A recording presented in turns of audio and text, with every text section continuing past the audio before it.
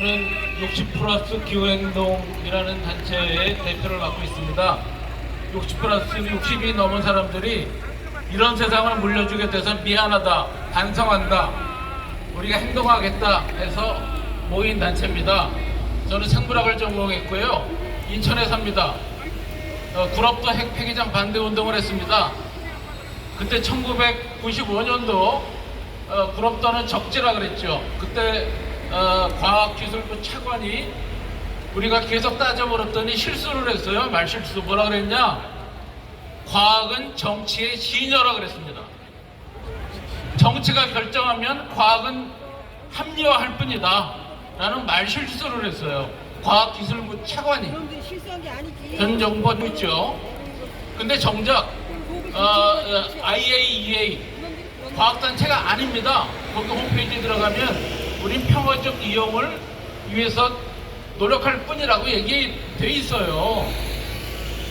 정말 과학단체는 IPCC라고 하는 데입니다. 노벨상까지 받았어요. 거기서 10만 명의 과학자가 10,000명의 과학자 10만 편의 논문을 해마다 분석하면서 1.5도 이상 올라가면 위험하다고 얘기해요.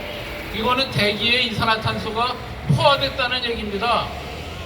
저는 생물학을 전공했는데 바닷물에 먼지가 사라지고 핵이 사라지고 대기에 핵이 사라지니까 6억 년 전에 생물이 육지로 올라왔어요. 그런데 6억 년 전보다 지금 미세먼지, 마이크로 플라스틱, 방사능이 더 많아요. 이제는 아이들을 낳기가 힘들어요. 괴담론을 꺼냈는데요.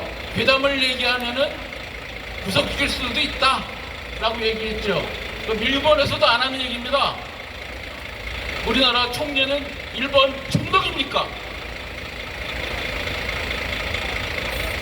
저는 오늘 괴담을 퍼뜨리러 나온 과학자입니다.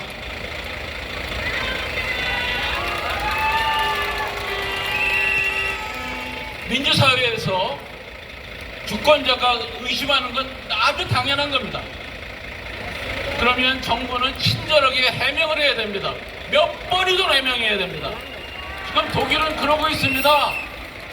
근데 구속시키겠다는 소리를 만발하는 게 어떻게 정부입니까? 이건 군사정권에서도 쉽지 않았던 얘기였어요. 우리 정부는 제가 환경 쪽 관련하니까 환경부가 제일 조그맣잖아요. 거기에 연구기관이 되게 많아요. 수많은 과학자가 연구해요. 근데 이 정부는 과학자들한테 한마디도 안 물어보고 괴담이라니. 지들이 괴담을 편집해도 되는 겁니까? 괴담이 편집되는 거예요? 저는 과학자들 얘기 들으면 혀바닥 깨물고 자살해야 돼요. 이게 얼마나 분노가 터지는 일입니까? 평생 과학을 연구한 사람을 괴담으로 몰고 가다니. 더군다나 자유를 부르짖는 이런 정부를 갖고 있는 나라에서 IAEA에 대한 얘기는 여러분들 많이 들으셨으니까 생략하겠습니다. 일본에서 준 자료만 분석했어요. 이거는 국제단체가 아니라 희희꼴렁한 용역단체에 불과해요. 맞습니다. 우럭이 180대가 나왔다 그랬죠? 기준치보다. 일본의 기준치가 얼마나 엉망인지 아십니까? 독일은 8일인데 일본은 100이에요. 일본 사람이 독일 사람보다 20배 이상 건강하다는 증거가 있나요? 근데 그 기준치에 180배가 나왔는데 그건 일본에서 나왔을 뿐이지 우리나라에 없다 그래요. 그렇습니까? 바닷물은 통과할 뿐만 아니라 회유하는 물고기가 있어요. 겨울 됩니다. 여러분 좋아하시는 방어. 방어가 후쿠시마 앞바다에서 와요. 그거 드시지 마세요. 그 조사한 결과 밝히지 않잖아요. 일본은 단지 비용을 줄이려고 합니다. 돈도 없지도 않은 나라에서. 만약에 저는 이것이 선례가 될 거라고 생각합니다. 이제 대놓고 버릴 수 있는 명분이 생겼어요. 우리나라에 있는 핵발전소뿐만 아니라 중국에 있는 핵발전소뿐만 아니라 전 세계를 돌아다니는 핵 잠수함, 핵 항공 마음에서 마구 뿌려도 됩니다. 이제 바닥까지 방사선이 수치가 포화가 되면은 이제는 생명체는 살 수가 없어요. IAEA는 그런 신호를 줬습니다. IAEA는 장사꾼이에요. 그런 신호를 준 거예요. 전 세계 자본가들에게 괜찮아, 신나게 짓고 팔아먹어 라는 신호를 준 겁니다. 저는 약간 점검적인 걸 말씀드릴까요? 수소는 괜찮다. 천만의 말씀입니다. 우리 몸에 엑스레이 찍는 것보다 약하다. 엑스레이 방사능이 지나가고 말아요. 수소는 우리 몸에 들어옵니다. 수소는 H2O, 물의 주성분이고 우리 몸은 거의 몽땅 수소로 되어 있어요. 단백질, 지질, 탄수화물 전부 수소로 가득 차 있어요. 수소는 반감기가 10년, 12.3년인데 그게 거리의 세제곱에 반비례할 정도의 방사능이 10년 정도 지나면 반으로 줄 정도밖에 안 돼요. 반감기가 10번 지나가야 안전할까 말까 한 겁니다. 수소만 있는 게 아니지만 수소만 봐도 그래요. 그렇다면 거리 세제곱의 반비례, 무슨 말인지 잘 모르겠죠? 대략 1억 배 정도 방사능이 높아진다는 얘기입니다. 그리고 시작하면 되는 게 아니에요. 이거는 총량이 중요한 겁니다. 앞으로 30년 동안 천천히 분화 완화해요. 총량이 중요하지. 총량은 남아 썩지도 않아요. 이런 건. 이것을 100년 동안 우리가 쪼이면 어떻게 되겠습니까?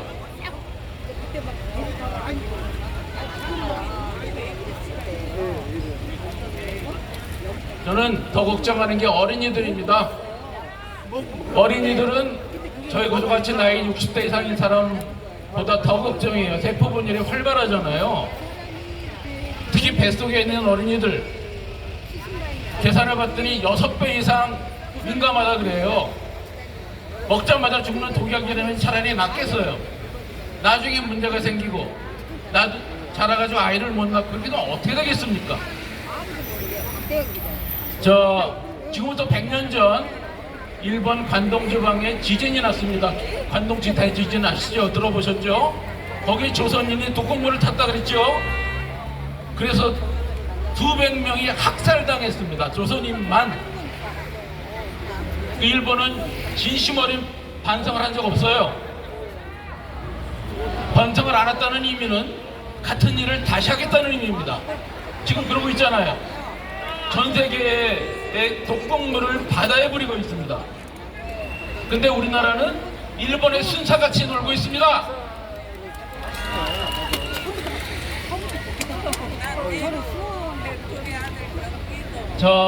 그래도 이렇게 깨어있는 분이 계셔서 저는 든든한 마음으로 집에 들어갈 수 있을 것 같습니다.